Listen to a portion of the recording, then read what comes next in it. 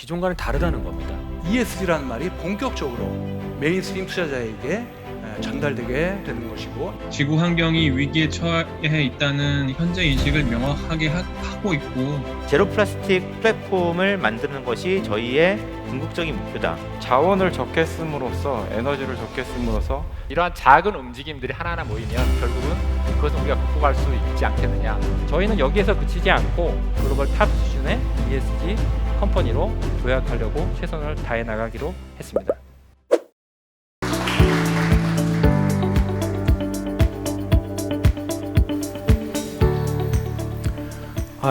안녕하십니까. 저는 방금 소개받은 서스틴베스트의 유영재입니다. 자, ESG란 무엇인가? 기업에는 옛날에도 굉장히 많은 이해관계자가 있었습니다. 가장 대표적인 이해관계자라고 할 수 있다면 종업원이 있을 수 있겠고요. 협력업체, 소비자, 지역사회, NGO, 주주인 투자자 등등, 규제자 등등 여러 이해관계자가 있었습니다. 그런데 과거의 이해관계자들은 비교적 수동적이고 기업 경영에 대해서는 좀 무관심했다면, 요즘 들어서의 기업의 이해관계자들은 굉장히 관심이 많고 또 기업의 목소리를 내고 인게이지를 하는 그런 이해관계자들입니다. 왜 그럴까요? 저는 크게 두 가지 이유 때문에 그렇다고 생각합니다.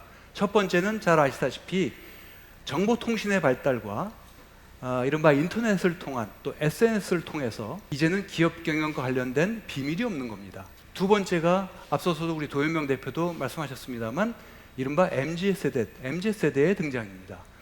기본적인 세상을 보는 앵글과 가치관이 많이 다른 것 같아요.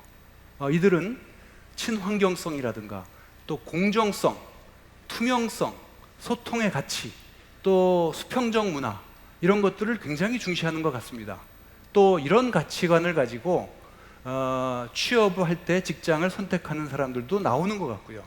또 소비할 때도 그런 회사의 제품을 조금 비싸더라도 소비하는 경향이 있고, 또 투자를 함에 있어서도 그런 부분들을 고려해서 투자하는 사람들이 나오는 것 같습니다. 전통적인 CSR, 또 Sustainable 지속가능 경영, 또 3Ps라는 말도 있었죠. 기업을 봄에 있어서 프로핏만 보지 말고 people, 사람의 가치, 또 플래닛, 지구 환경을 얼마만큼 보호하고 환경 부하를 낮추려고 하는지, 이런 부분들도 봐야 된다는 3Ps라는 말도 있었고, 트리플 버텀 라인이라는 말도 있었습니다. 그런데 이제 최근 들어서는 ESG라는 말을 많이 쓰게 되죠. 저는 ESG와 CSR, 지속가능 경영, 이것은 뿌리는 같다고 생각합니다. 그렇지만 그 결은 많이 달라요. 최근에 우리나라에서는 작년 11월 이후부터 ESG 논의가 촉발된 것이지, 이미 글로벌에서는 지난 20년 동안 스테디하게 이 논의가 확산되어 왔었다는 점을 말씀드리고 싶습니다. 자, 이것은 S&P 500 기업의 시가총액을 100으로 놨을 때 그 S&P 500 기업의 tangible 가치, 그러니까 유형자산이라고 그러죠. 유형자산의 가치가 시가총액에서 차지하고 있는 비중은 75년도는 83%가 됐습니다. 그런데 2015년도로 와보면 유형자산이 차지하고 있는 비중이 13%밖에 되질 않아요. 그러면 나머지 87%는 무엇인가? 이런 것들에 대한 퀘스천 마크가 있는 것이죠. 특히 투자자들에게는. 그것이 이제 CEO가 도대체 어떤 사람인가? 스티브 잡스가 사망했을 때 애플의 주가가 급락했던 것도 이제 그런 부분들이죠. 그 회사의 혁신 역량은 어떠한가? 또 그 회사의 이해관계자 관계 관리 수준은 어떠한가? 그 회사의 탄소 배출량은 어떠한가? 데이터 수준은 어떠한가? 또 기업 문화는 어떠한가? 이런 것들은 기업 가치 속에 인텐저블한 부분에, 무형적인 가치 속에 녹아 있는 것인데, 전통적인 대차대조표나 손익계산서나 현금흐름표를 아무리 들여다봐도 그런 부분들을 알려주질 않는 겁니다. 투자자 입장에서는 몹시 궁금하죠. 그런 부분들의 일정 파트를 ESG라는 평가 프레임워크가 알려준 겁니다. 그거를 채워준 것이죠. 그렇기 때문에 지금 메인스트림 투자자들이 ESG라는 지표를 더 집중적으로 활용하고 투자에 반영해서 그것을 어떻게 주가라는 프라이싱 속에, 또 전통적인 DCF라든가 또 PER이라든가 PBR이라는 같은 멀티플 속에 이것을 녹여낼 수 있을 것인가를 지금 고민하고 있는 것입니다. 그래서 잘하는 기업에게는 그 기업의 본들을 적극적으로 사주고 또 조금 낮은 조달 금리로 그 기업이 자금을 조달할 수 있도록 자금을 넣어주는, 또 주가를 사주고 또 CB나 BW를 사주게 함으로써 ESG를 잘하는 기업들이 더욱더 발전해 나갈 수 있도록 하는 자본시장의 메커니즘으로 지금은 등장하고 있는 것입니다. 윤리투자에서 요즘에는 윤리투자란 말을 안 씁니다.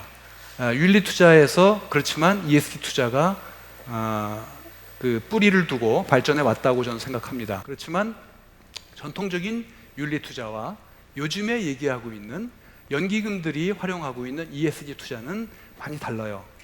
윤리투자라는 것은 이렇게 정의할 수 있겠습니다.